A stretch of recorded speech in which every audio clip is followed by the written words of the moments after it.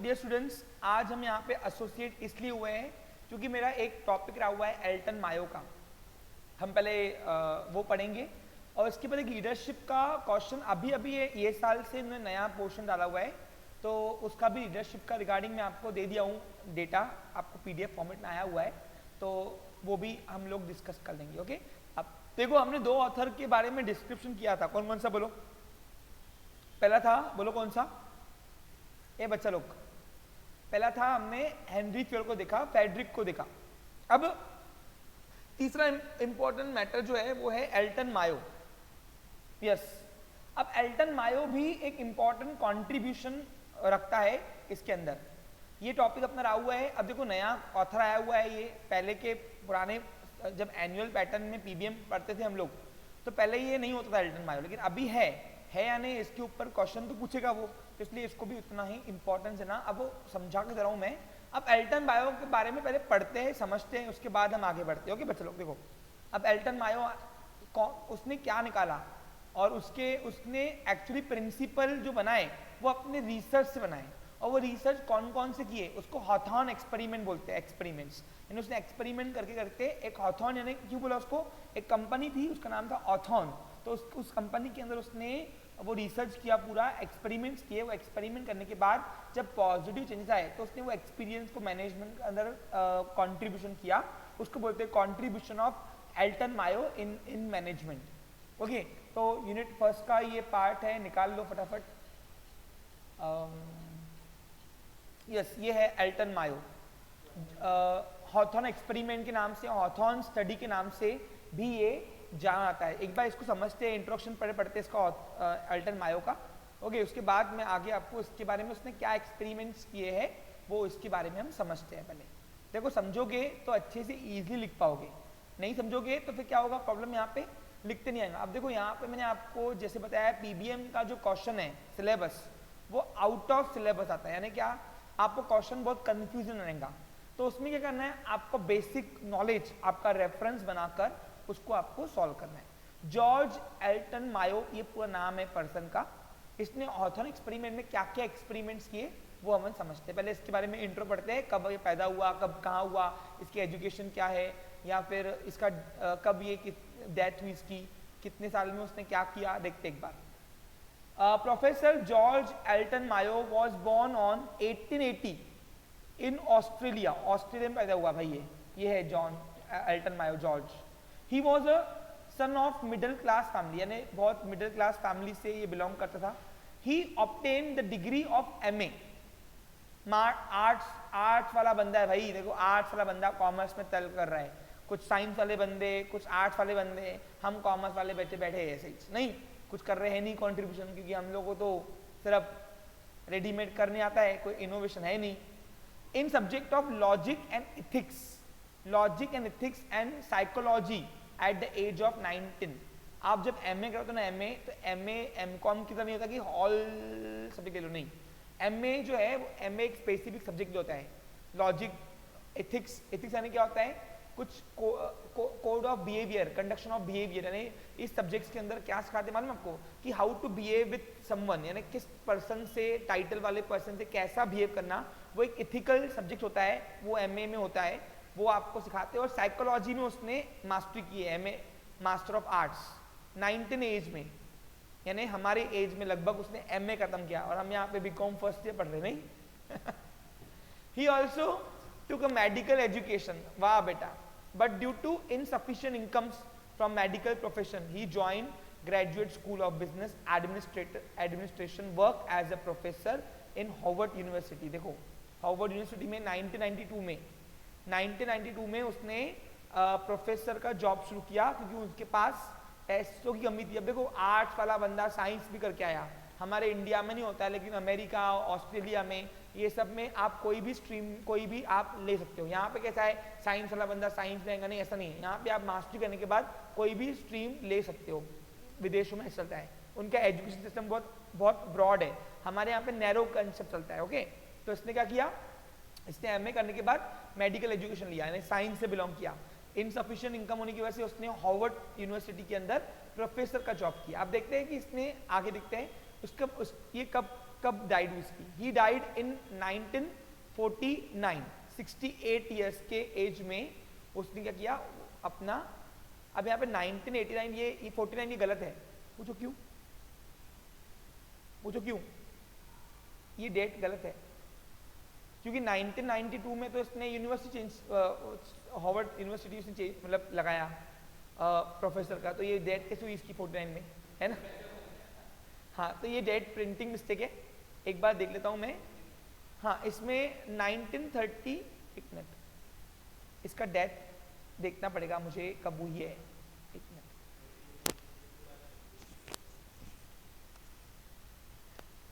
Death of Elton Mayo, Elton Mayo आया क्या? Death year of George Elton Mayo.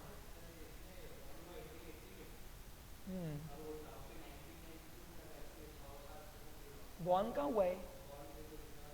Born year लिखा हुआ है क्या इसका? कहाँ है? एक मिनट में मैं देखता हूँ इधर, है ना? बॉर्न ईयर है क्या इधर? कुछ मिस्टेक हो रहा है। हाँ, बॉर्न इन 1880, ओके। और यानी यहाँ पे ये मिस्टेक्स है ना इसकी, ओके ओके ओके ओके। हाँ, तो यहाँ पे उसने ये यूनिवर्सिटी जो है ना, ये 1882 में नहीं, 1982 में कैसे होगा? यहाँ गलती की उसने, नहीं ये बराबर हो सकता है। ओके, काम करो, मैं इसके ऊपर ना आपको डेथ कब हुआ, प्रोफेसर कब ज्वाइन किया उसने, कौन से ईयर में किया, और बर्थ कौन सा हुआ, ये तीनों मैं आपको भेज दूंगा। Okay, clear? कल सुबह तक के। क्यों पूछ रहा हूँ, क्यों इस पे इंपॉर्टेंट दे रहा हूँ मैं ज़रा, क्योंकि आपको इसके ऊपर एमसीक्यू आ सकता है। ओके, एमसीक्यू आपने देखा बहुत भारी आते होंगे आपको। The contribution of Elton Mayo is considered to be very important in the science of management. यानी क्या? साइंस ऑफ मैनेजमेंट यानी क्या? लॉजिकल सेंस में, यानी जहां पे कॉज एंड इफेक्ट के बेसिस पर मैनेजमेंट को लेते हैं, यानी जहां पे मैनेजमेंट प्रैक्टिकल बेस्ड लेते हैं उसको बोलते हैं साइंस ऑफ मैनेजमेंट। जैसे हेनरी फ्योल का भी साइंस ऑफ मैनेजमेंट था, ओके, लेकिन फेडरिक का साइंटिफिक मैनेजमेंट था। ओके, दोनों फर्क है।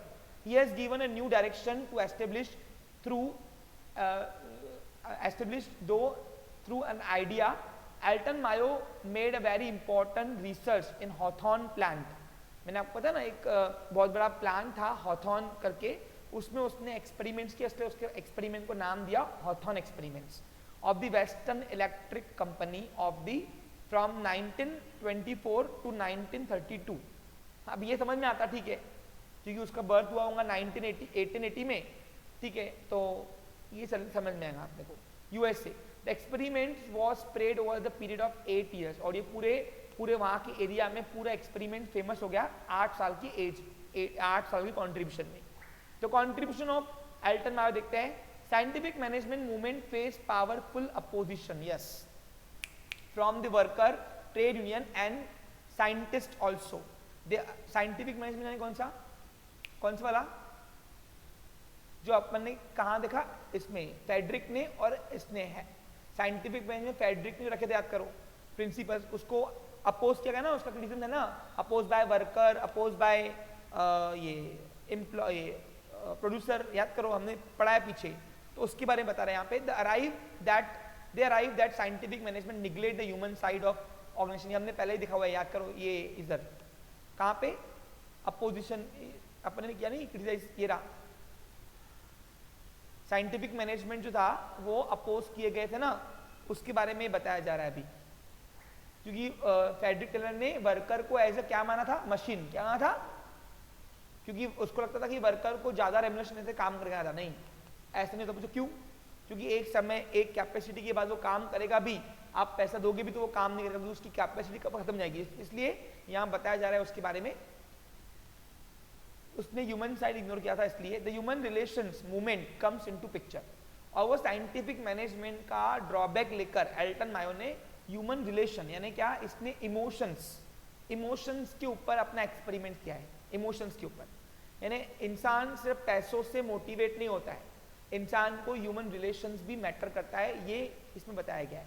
To overcome the situation and to place the human factor on an important position in the organisation. जो फेडरिक ने ह्यूमन साइड इग्नोर किया था, जिसकी वजह से उसको क्या मिला, क्रिजम्स।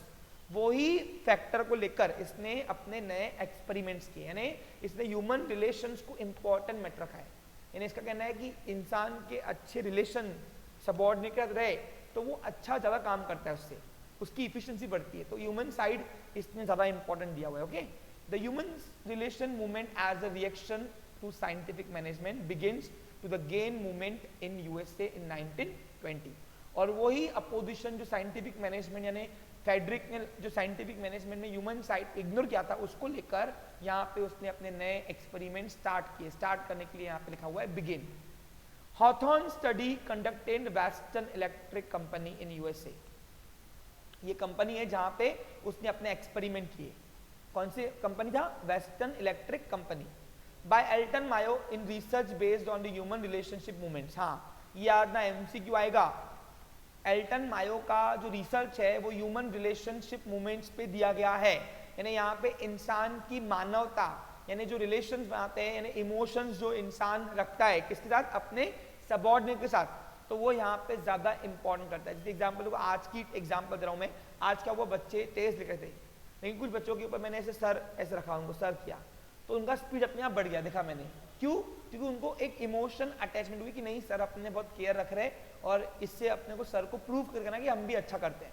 तो ऐसे कभी कभी क्या होता है, कभी कभी ये ह्यूमन रिलेशंस जो है वो मैटर करता है बहुत हमारे लिए। This study is the most important contribution in scientific management. Elton Mayo has conducted 4 studies, 4 experiment किए। पहला, इल्यूमिनेशन एक्सपेरिमेंट्स। इल्यूमिनेशन का मतलब है विजिबिलिटी इन्वायरमेंट, यानी ज्यादा बढ़ाना, लाइट को बढ़ाना। यानी इन शॉर्ट काम जहां कर रहे हैं वर्क प्लेस पे, वहां पे विजिबिलिटी ज्यादा करते हैं। यानी जहां पे एक बल्ब होता था वहां पे 4 बल्ब लगा के उनका विजिबिलिटी बढ़ा के उसमें प्रोडक्शन आउटपुट क्या आया उसका एक्सपेरिमेंट करके उसने नाम दिया इल्यूमिनेशन एक्सपेरिमेंट। यानी देखो क्या दिया, this experiment was conducted to establish relationship between output and illumination। Output यानी क्या, प्रोडक्शन। अब आप ही देख लो, यहाँ पे अगर आधा घंटा लाइट जाती है, हल्ला पुकारी होती है, छुट्टी दो छुट्टी दो छुट्टी दो। यानी क्या, वर्कर को जितना ज्यादा कंफर्टेबल दोगे सबॉर्डिनेट्स को, उतना वो अपनी एफिशिएंसी हाई करके काम करेंगे। उसके ऊपर ये एक्सपेरिमेंट है। इल्यूमिनेशन का मतलब होता है विजिबिलिटी। क्या होता है, यानी क्या, काम करने के प्लेस पे विजिबिलिटी बढ़ा दो तो उनका आउटपुट यानी प्रोडक्शन ज्यादा निकलेगा। समझा क्या, जहां पे लेबर 1000 यूनिट बना रहे थे वहां पे लाइट ज्यादा देना, विजिबिलिटी बढ़ा के वो 2000 1500 अपना आउटपुट प्रोडक्शन देने लगे, यानी कैपेसिटी बढ़ गई उनकी। When the intensity of light, यानी क्या, इंटेंसिटी यानी गहराई से, यानी लाइट की विजिबिलिटी जब बढ़ाई गई was increase, the output also increase। और देखा गया क्या कि जब विजिबिलिटी यानी काम करने की प्लेस पे विजिबिलिटी बढ़ाई गई तो वहां पे अपने आप उनका जो आउटपुट है यानी प्रोडक्शन जो है वो अपने आप ज्यादा हो गया। और ये आज भी हम करते हैं ना अपने वर्क प्लेस के अंदर। हम क्या करते हैं, वर्क प्लेस की लाइटिंग का अपने को कमी नहीं चाहिए। जहां लाइट कम दिखी वहां पे क्या होगा, वहां पे वर्कर को काम करने में जाएगी तकलीफ, और जहां वर्कर को तकलीफ गई तो वो जो आउटपुट निकलेगा प्रोडक्शन कैपेसिटी वो भी क्या होगा, कम होगा। इसलिए इंटेंसिटी लाइट जो है वो इंक्रीज करनी चाहिए, अपने आप आउटपुट आपका बढ़ जाएगा। The output showed an upward trend even when the illumination was gradually brought down to normal level. और फिर बाद में क्या हुआ, एक स्टार्टिंग में उसने लाइटें बढ़ाई, आउटपुट बढ़ने लगा, और एक बार आउटपुट बढ़ने लगा तो उसने लाइट फिर नॉर्मल पे कर दिया, लाइटिंग यानी विजिबिलिटी, तो फिर भी वो आउटपुट कंटिन्यूस बढ़ने लगा। पूछो क्यों? अब आपने कभी नोटिस किया है, आप कभी सीढ़ी चल रहे, सीढ़ी आपने अगर सीढ़ियां देख ली और लाइट चली भी गई तो भी आपका अंदर का जो इल्यूमिनेशन है, इमेजिनेशन, वो अपने आप आपको सीढ़ी क्रॉस कराता है, आपको पता है कि ये टप्पा इधर है, ये टप्पा इधर है, क्योंकि आपने स्टार्टिंग में वो सीढ़ी देख ली है। यानी यहाँ पे क्या बता रहा है कि स्टार्टिंग में वर्क प्लेस के अंदर लाइटिंग बढ़ा दो, बाद में आपने कम भी किया तो भी आपका आउटपुट बढ़ेगा। ऐसा बताया गया है इल्यूमिनेशन एक्सपेरिमेंट के अंदर। बच्चा लोग समझ में आ रहा है अच्छे से आपको? ओके, आगे।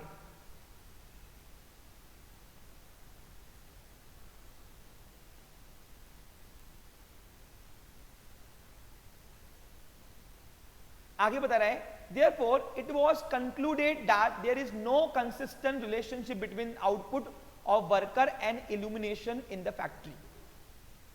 यानी वो बता रहा है कि विजिबिलिटी कंसिस्टेंसी में मत रहने दो भले, अगर आपने विजिबिलिटी कंसिस्टेंट में नहीं भी रखी तो भी एक बार वर्कर को वर्क प्लेस पे प्रॉपर विजिबिलिटी मिल गई, वो खुद ही अपना आउटपुट क्रिएट ज्यादा करता है। यानी ये एक एक्सपेरिमेंट से उसने बताया कि ह्यूमन रिलेशन अपने वर्क प्लेस के ऊपर कितना डिपेंडेंट हो जाता है और कितना वो इफिशिएंटली वर्क कर सकता है अगर आपने एक बार उसको आउटपुट दे दिया तो। मैंने अभी आपको एग्जांपल दिया सीढ़ी का, अपन अंधेरे में भी सीढ़ियां कैसे क्रॉस करते हैं, क्यों करते? क्योंकि एक बार अपन ने सीढ़ी देख ली आंखों के सामने से, या कोई अपन गाड़ी जाते, गाड़ी अगर अपने को पता है कि गाड़ी पे कहाँ, अगर हम एक गाड़ी पे लाइट होती, लाइट ये ट्रैफिक सिग्नल रोड पे लाइटें रहती है, हम रोज वहां से आना जाना कर रहे हैं और एक बार हमने वो एक दिन लाइट बंद हो गई तो भी हम वो रोड को अंदाजा लगाते कहाँ खड्डा है कहाँ नहीं है। ओके, तो यानी कंसिस्टेंसी इल्यूमिनेशन नहीं भी रही तो भी काम होता है, ऐसा रिलेशन इस एक्सपेरिमेंट में प्रूव किया गया। Actually there must be some other factor which affected productivity. अब बता रहा है in this study the following observation were made. हाँ, अब कुछ अदर फैक्टर है जो अफेक्ट करता है प्रोडक्टिविटी, यानी क्या? विजिबिलिटी प्रोडक्शन को अफेक्ट नहीं करता है, ऐसा रिलेशन इस एक्सपेरिमेंट में तय किया गया है। Improve productivity could be brought by improving working condition. देखो ये तो कॉमन सेंस है, ये तो हेनरी फ्योल और फेडरिक ने भी कहा है। एक मिनट, किसको कोई दिक्कत है बेटा? Any issue? किसने हैंड रेस किया है? ओके, तो यहां बता रहा है कि अगर आप अपने सबऑर्डिनेट्स को वर्किंग कंडीशन अच्छी दोगे, काम करने की प्लेस को आपने सब सॉलिड दोगे, तो डेफिनेटली उसका जो आउटपुट है, आउटपुट यानी क्या? प्रोडक्शन कैपेसिटी, वो बढ़ाता है। अब तुम ही देख लो, यहाँ पे 1 घंटा लाइट बंद होती है, गर्मी में मामा में बोलते छुट्टी दो, और यहाँ पे अगर ये लाइट चल रही है तो 3 घंटे क्लास भी आप अटेंड कर लेते हो अच्छे से। हाँ, एसी में कैसे बैठते हो, यानी जितनी सुख सुविधा है ज्यादा उतना सबऑर्डिनेट वर्क भी ज्यादा करेगा। Improve productivity could also be brought by promoting informal social relationship among the worker as a group member। आप उसको informal, देखो मैंने क्या बोला कि हॉथॉर्न एक्सपेरिमेंट के अंदर एल्टन मायो ने ह्यूमन रिलेशन को बहुत इंपॉर्टेंट फैक्टर दिया है। वो बता रहा है कि अगर आप अपने सबऑर्डिनेट के साथ इनफॉर्मल चलोगे तो एज उनका लीडर बन के, लीडरशिप क्वालिटी आप उनके अंदर रख के, अपने अंदर रख के, वो एज अ पैटर्नरिस्ट लीडरशिप वापर के वो अपने सबऑर्डिनेट से, वर्कर से काम करवा देता है। जैसे एग्जाम्पल आप देखो, कोई बच्चा काम नहीं करता तो मतलब बेटा कर लेना, अभी जान लेना बेटा, क्या होता है, अपना ही घर के काम है, अपन नहीं करें तो कौन करेगा? ठीक है चल मैं भी हाथ लगाता, चल मैं सीनियर होने के बाद भी बोलता मैं भी हाथ लगाता, तो क्या होता? बोलता नहीं सर मैं खुद ही करता, जान दो मैं कर लेता। यानी उसको नहीं करना होगा तो भी वो कर लेगा। यानी इनफॉर्मल रिलेशंस बहुत इंपॉर्टेंट मैटर करता है, समझा? सबऑर्डिनेट के ऊपर, यानी भले आप फॉर्मल वर्क कराओ लेकिन इनफॉर्मल रिलेशन भी मैटर करता है। इसको हम बोलते हैं पैटर्नलिस्टिक लीडरशिप। यानी क्या होता है कि जहां पे आपका सीनियर आपको एज अ फादर फिगर दिखे, यानी आपको लगे कि नहीं यार ये अपने लिए गलत नहीं सोचेगा, ये अपने लिए गलत नहीं करेगा, तो अपन भी उसका मानते भी है, यानी सबऑर्डिनेट उसका मानते भी है। तो ये इल्यूमिनेशन एक्सपेरिमेंट्स था पहला। दूसरा रिसर्च था relay assembling test room experiments. अब ये क्या है सर, तो इसके बारे में हम बात करते हैं, ध्यान दो। 4 एक्सपेरिमेंट है बहुत इंपॉर्टेंट। दूसरा है relay assembling test room experiment. अब उसने क्या किया? असेंबलिंग यानी एक साथ होना, टेस्ट रूम यानी क्या? सुनो देखो, in this experiment several element in working conditions of the small group we are introduce. Example दिया है पहला, friendly and informal supervision, shorter working hours, shorter working days, improve physical working condition और better wages. क्या किया उसने बता रहा मैं आपको। एक एरिया लिया, उस एरिया के अंदर वर्कर्स को भरे, और वर्कर्स को भरने के बाद क्या हुआ? वर्कर को भरने के बाद उसने ये चेंजेस किए। जैसे पहले क्या होता था, पहले बहुत फॉर्मल, एक सीनियर अपने सबऑर्डिनेट के साथ तो फॉर्मल रिलेशन चलता था। ए बेटा उधर देख, एक सीनियर अपने सबऑर्डिनेट के साथ बहुत फॉर्मल रिलेशन मेंटेन करता था। तो उससे क्या होता था? सबऑर्डिनेट एज पैसों के लिए सब काम करता, ठीक है पैसा दे भाई खत्म। लेकिन उसने क्या किया? उसने कुछ ग्रुप ऑफ वर्कर्स को एक असेंबली रूम में रखा, काम करने की रूम में रखा, जहां पे वर्क प्लेस है, वहां पे सीनियर को बोला इनफॉर्मल रिलेशन रख, यानी क्या भाई, समझ लो सीनियर तुम्हारा दोस्त ही है, समझो, यानी चलना होता है ना, काम करते हैं अपन, चलता अपने ऐसे आपस में जो इनफॉर्मल रह के अपन जैसे बात नहीं करते क्या, वैसा उसने सीनियर को रखा। दूसरा, वर्किंग आवर्स कम किए, यानी जहाँ पे 15-15 घंटे वर्कर काम करते थे वहाँ 8 घंटे की शिफ्ट कर दी होगी उसने, ऐसा। तो उससे क्या किया उसने, काम जब वर्किंग आवर्स कम होते ना तो क्या होता है, उनकी इफिशियंसी उतनी रहती है। जो क्यों, देखो मैंने आपको बताया हमेशा कि वर्कर एक इंसान है, ओके, एम्प्लॉय एक इंसान है, और इंसान की एक काम करने की क्षमता होती है, और उसका वो क्षमता खत्म हो गई, अब उसके ऊपर आप जो काम कराओगे भी तो वो आउटपुट देगा नहीं। तो उसने वर्किंग आवर्स शॉर्ट कर दिया।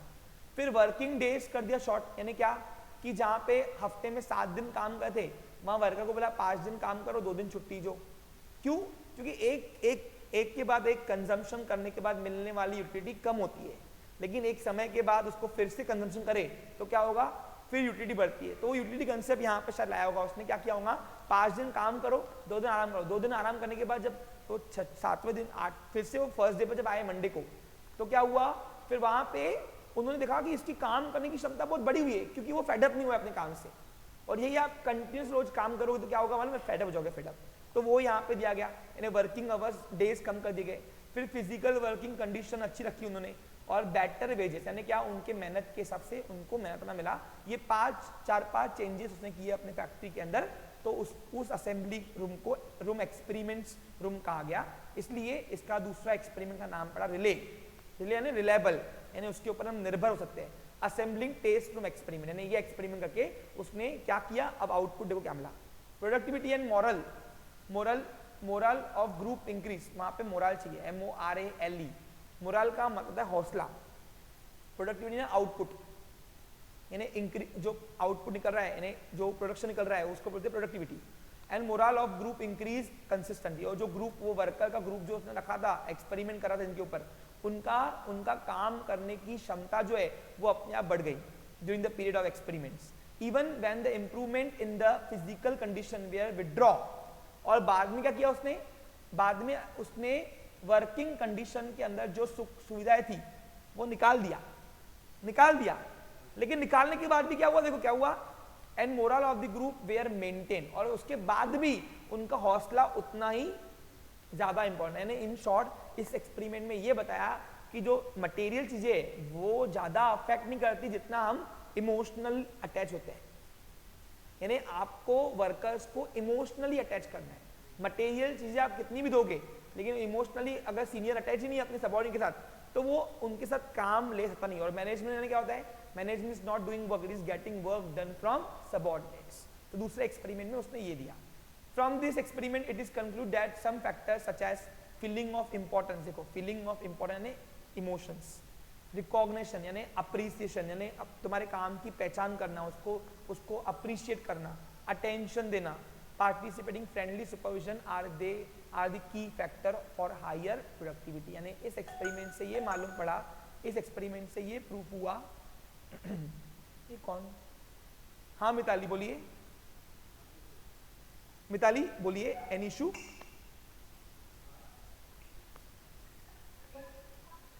मिताली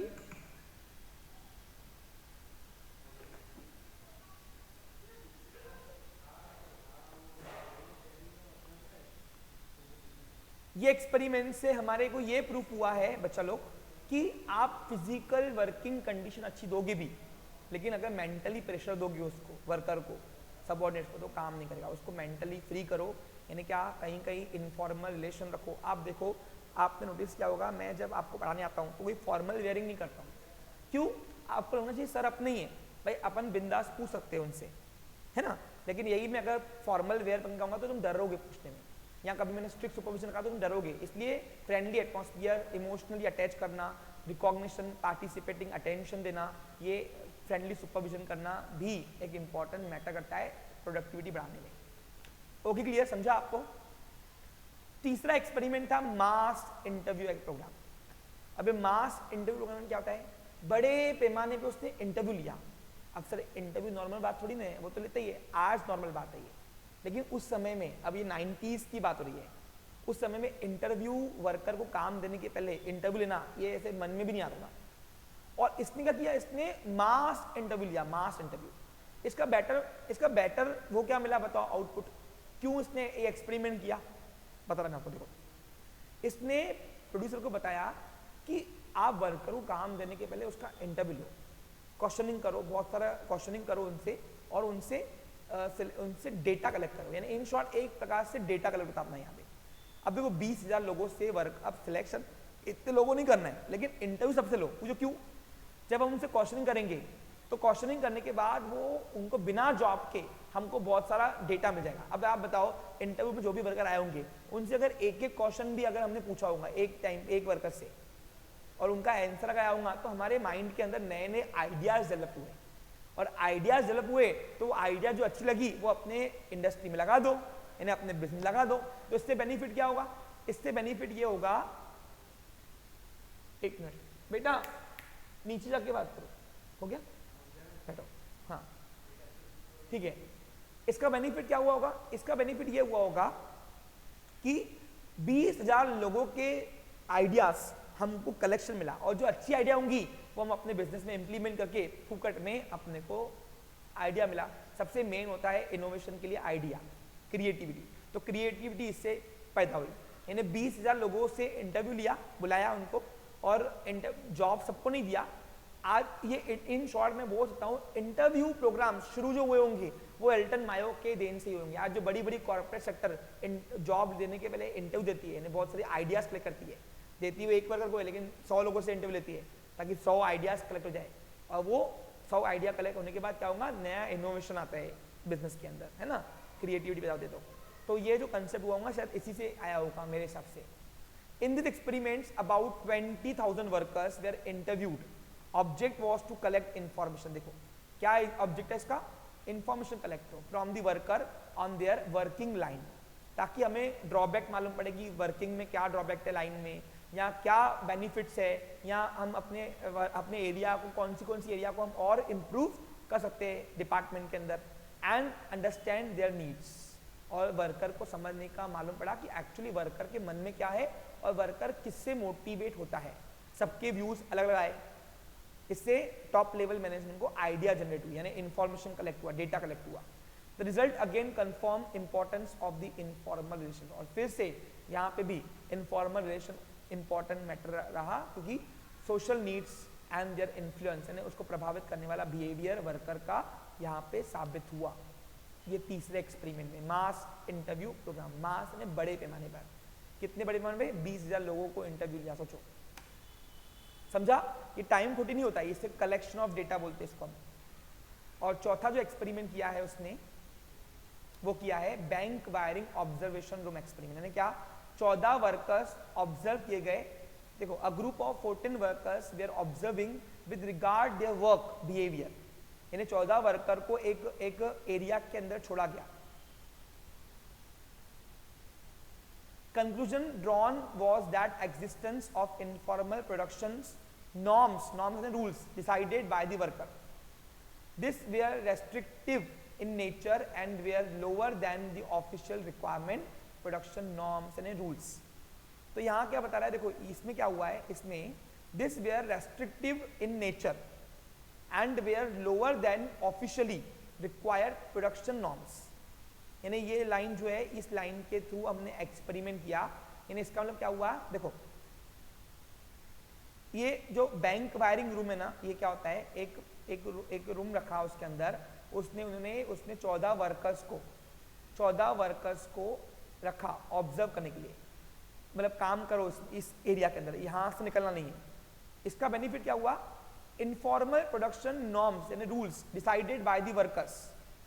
उन्होंने देखा, उन्होंने फ्री रीजन छोड़, यानी सुपरवाइजन करने के लिए दिया ही नहीं उनको, फ्री रीजन स्टाइल बोलते हैं लीडरशिप की। यानी क्या हुआ, 14 लोगों को फ्री छोड़ दिया, छोड़ने के बाद उन्होंने ये ऑब्जर्व किया कि यहाँ पे कोई फॉर्मल रिलेशन यानी ऊपर कोई नहीं है इनका, अब इनको काम करने दो। और ऑब्जर्व किया कैमरे पे बैठ के कि भाई ये कर क्या रहे हैं, 14 वर्कर्स काम कैसे कर रहे हैं, उनकी काम करने की प्रक्रिया कैसी है, अगर इनफॉर्मल रखते हैं हम रिलेशन तो इसका बेनिफिट क्या है। वो this way restricted in nature and were lower than the officially required production norms. और इसमें क्या हुआ, उसमें उनको वही एरिया के अंदर रेस्ट्रिक्ट कर दिया, और उसमें देखा गया कि जो प्रोडक्शन करने के रूल्स है वो फॉलो कर रहे हैं भी कि नहीं कर रहे हैं। तो ये एक्सपेरिमेंट में उसने उसको नाम दिया बैंक वायरिंग ऑब्जर्वेशन रूम। अब इसका बेनिफिट क्या हुआ? तो इसका बेनिफिट ये हुआ, देखो लिखा हुआ है lesson from study concluded Elton Mayo, यानी एल्टन मायो के चारों एक्सपेरिमेंट से हमने क्या सीखा, तो वो उसकी स्टडी यहाँ पे नीचे दिया गया है। पहला, no doubt that comfort and facilities given to worker increase the efficiency. ये इसमें कोई दोहराए नहीं है कि अगर आपने उसको कंफर्टेबल दिया या फैसिलिटी अच्छी दिया तो वर्कर अपनी काम करने की क्षमता बढ़ाता है। क्षमता के लिए एफिशिएंसी यूज क्या है of the work and productivity of factor, but as per Elton Mayo this is not only the factor, यानी only physical thing is not sufficient. उनको मेंटली भी उतना कंफर्टेबल देना पड़ेगा, तभी जाके एल्टन मायो बोलता है कि वर्कर अपनी एफिशिएंसी बढ़ाएगा। According to Elton Mayo, relationship between the worker and are more important than the physical comfort। देखो मैंने अभी आपको बताया कि मटेरियल चीज़ें देने से अच्छा आप उनके साथ बॉन्डिंग अच्छी रखो तो अपने आप वो काम अच्छा करेगा। वर्कर आता है तो उसको घर की तरह ट्रीट करो तो अपने आप वो अपना काम अपना घर समझ के अपना दुकान समझ के काम करेगा। And facilities given to them, this study alert management for focusing the needs and feeling of the employees and worker in the work setting. कितना मस्त हो गया, ये पूरे मैनेजमेंट को अलर्ट करता है कि जो आपने कहा था कि वर्कर को वर्किंग कंडीशन अच्छी देने के बाद वो अपनी काम करने की क्षमता बढ़ाएगा, तो भैया आप गलत हो। यहाँ पे सिर्फ नीड्स में फिजिकल नीड्स नहीं आती है, उनके फीलिंग्स भी इंपॉर्टेंट मैटर करता है। आप किसी का ईगो हर्ट करके आप उसे काम लोगे तो वो काम करेगा भी नहीं अच्छे से, वो काम करेगा भी तो वो जो आउटपुट आएगा वो प्रोडक्टिव आएगा नहीं। This study explain the existence of informal group, their influence over the work behaviour. This study has given the best large number of further research project of the human side of organization। यानी क्या, इसके ये study हमें help करती है कि आगे अगर हमें कोई मैनेजमेंट करना है तो उतना ही इनफॉर्मल रिलेशन उतने ही इंपॉर्टेंट है जितने इनफॉर्मल है, और इनफॉर्मल भी उतने ही इंपॉर्टेंट जितने फॉर्मल है। यानी सिचुएशन देखकर आपको फॉर्मल और इनफॉर्मल रिलेशंस चलाने हैं। हर बार आप अगर ब्यूरोक्रेटिक मैनेजमेंट चलाओगे, यानी क्या रूल्स, तो वहाँ पे वो मैटर करता नहीं है। वो आपसे कनेक्टिविटी नहीं जुड़ेगी ऑर्गेनाइजेशन के अंदर सबऑर्डिनेट्स, और सबऑर्डिनेट अगर कनेक्टिविटी नहीं जुड़ेगी वर्कर्स तो वो काम इफिशिएंटली नहीं करेंगे। यही एक्सपेरिमेंट में बताया गया है। लेकिन इसको लोगों ने कुछ अपोज भी किया भला। अब वो अपोज किस मैटर पे किया है हम इसके ऊपर हम चर्चा करते। ध्यान दो बच्चा लोग, बस इसको आप पढ़ के जाओगे ना एक बार, फिर आपको डबल पढ़ने की जरूरत ही नहीं पड़ेगी। पहला, the research technique and design were not scientific, यानी क्या, आप फीलिंग्स को साइंटिफिकली कॉज एंड इफेक्ट से नहीं जोड़ सकते। यानी क्या हुआ, अभी तक के हेनरी ने और फेडरिक ने जो अपने को प्रिंसिपल दिए वो हमने कॉज एंड इफेक्ट से जोड़े, भाई इससे ऐसे करने से ऐसा होता है। लेकिन यहाँ पे worker person to person feeling अलग होती है, सब्जेक्टिव कंसेप्ट है, तो उसको हम एक जैसे कंसिस्टेंटली मेथड में यूज नहीं करते, इसलिए साइंटिफिकली नहीं है। इसका कोई बेस प्रूफ नहीं है, इन्हें ट्रायल और एरर बेसिस है, ये साइंटिफिकली नहीं है। यानी ऐसा करने से ऐसा होगा ही पक्का है। कुछ वर्कर्स क्या होते हैं, नालायक होते हैं, उनको प्यार की भाषा नहीं समझती है, तो उनको फिर रूल्स और ब्यूरोक्रेटिक यानी ऑर्थोक्रेटिक रूल्स वाइज हमको उसको कमांड करना पड़ता है कि ऐसा करने से ऐसा ही होगा। सब्जेक्टिव कंसेप्ट है, इसलिए ये साइंटिफिक मेथड नहीं है। Studies there conducted by personal orientation of research, ये उसकी खुद की सोच थी कि इनफॉर्मल रिलेशन या फीलिंग्स जो है पर्सन्स की, उससे हम अपने वर्कर्स की इफिशिएंसी बढ़ा सकते हैं। ऐसे इसका कोई ऐसे प्रूफ नहीं है साइंटिफिकली हमारे पास। The conclusion made did not logical arises out of studies and had little research based in evidence. ये एक फैक्ट्री के अंदर हुआ, एक कंपनी के अंदर हुआ, तो इतने छोटे एक्सपेरिमेंट्स और रिसर्च के बेसिस पर हम पूरी दुनिया को ये संदेश नहीं देते कि भाई इसके एक्सपेरिमेंट लो, हर बार आपको आउटपुट अच्छा ही आएगा। यानी इसका जो स्टडी है, स्टडी वो लॉजिकल नहीं है। क्या नहीं है? क्योंकि साइंटिफिकल नहीं है तो लॉजिकल अपने आप नहीं है, क्योंकि जो चीज साइंटिफिकल नहीं है वो लॉजिकल नहीं है। तो ये ट्रायल और एरर वाला काम है, भाई चला तो चला, नहीं तो चाइना का माल, चला तो चांद तक नहीं तो रात तक, ऐसा है। The studies were too limited scope and were not representative in character. मैंने आपको अभी बताया कि ये एक छोटे से कंपनी के अंदर हुआ, तो इस स्टडी का कोई एकदम सिद्ध प्रूफ नहीं है कि 10 जगह हमने अप्लाई किया और 10 जगह आउटपुट सेम आए। This studies were isolated case study, यानी क्या, एक रेस्ट्रिक्टेड एरिया के अंदर ही सब ये काम करेगी, हर जगह पे काम नहीं करेगी। उसके लिए वर्ड यूज किया है आइसोलेटेड। आइसोलेटेड क्या होता है, कहीं कहीं काम करे, कहीं कहीं नहीं करेगी काम। समझा? तो ये था निगेटिव साइड्स किसके, एल्टन मायो के रिसर्च पे। अब एल्टन मायो ने कोई प्रिंसिपल नहीं बनाया, उसने 4 एक्सपेरिमेंट किए। कौन कौन से, फिर से बोल रहा हूँ, देखो सुनो। पहला आता है इल्यूमिनेशन एक्सपेरिमेंट्स, दूसरा आता है relay assembling test room experiments, तीसरा मास्ड इंटरव्यू प्रोग्राम और चौथा बैंक वायरिंग ऑब्जर्वेशन रूम। उसके बेनिफिट्स क्या है, लेसन क्या सीखने को मिला वो भी दिखा मैंने, और इसमें क्या क्या लोगों ने उसको अपोज किया, किस व्यू को लेकर उसके एक्सपेरिमेंट्स को अपोज किया गया, वो भी हमने यहाँ पे इसमें देखा। ओके, इसी के साथ मेरा आज का सेशन यहाँ पे समाप्त होता है। Have a nice day, take care. कोई डाउट तो पूछ सकता है मुझसे।